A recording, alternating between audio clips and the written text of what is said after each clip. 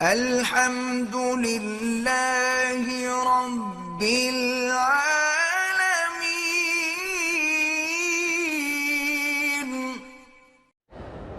میں نے اپنی بیوی کو حق المہر جو ہے 10,000 پاؤنڈ کی جیولری دی تھی، اب وہ فوت ہو گئی ہے، تو وہ جیولری میں رکھوں، تم کیوں رکھو؟ وہ تو اس کی ہے، اس کی اولاد کو دو، وارثوں کو دو، کوئی نہ ہو تو خیرات کرو، تمہاری تھوڑی ہے، تم نے تو حق المہر میں دی تھی۔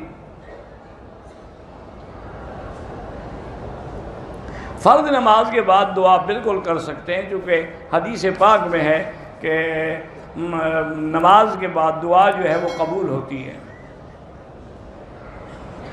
مسجد شہید ہو گئی، اس کا سامان گھر میں استعمال کریں، اپنے خریدا ہے تو استعمال کریں، ورنہ اس کو کسی مسجد میں لگائیں۔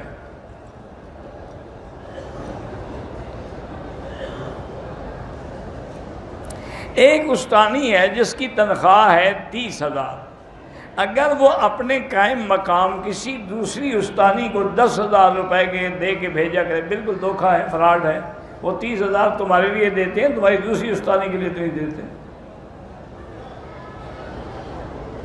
دمے کا مریض روزے کی حالت میں انہیلر استعمال نہیں کر سکتا، چونکہ انہیلر کی جو دوا ہے وہ اندر جاتی ہے۔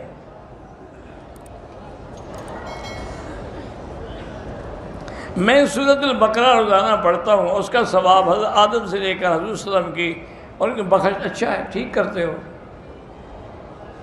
ہم کسی ایک دنیاوی کام کے لیے ایک سے زیادہ وظائف بھی پڑھ سکتے ہیں، ہم پڑھ سکتے ہیں، جتنا اللہ کا ذکر کرو فائدہ ہی فائدہ ہے، گھاٹا کیا ہے بلا۔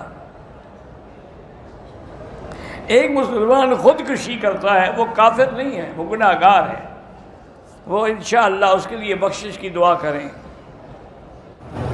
اگر کسی نے خودکشی کی ہے، بہرحال یہ بری موت ہے، اور یہ بھی حدیث میں آتا ہے کہ جس طرح خودکشی کرے گا قیامت میں اسی طرح وہ اپنے آپ کو مارتا رہے گا، لیکن اس کا جنازہ بھی پڑھ سکتے ہیں، اس کی بخشش کی دعا بھی کر سکتے ہیں، وہ کافر تو نہیں ہو گیا نا، گناہ کیا ہے، اللہ معاف کر دے۔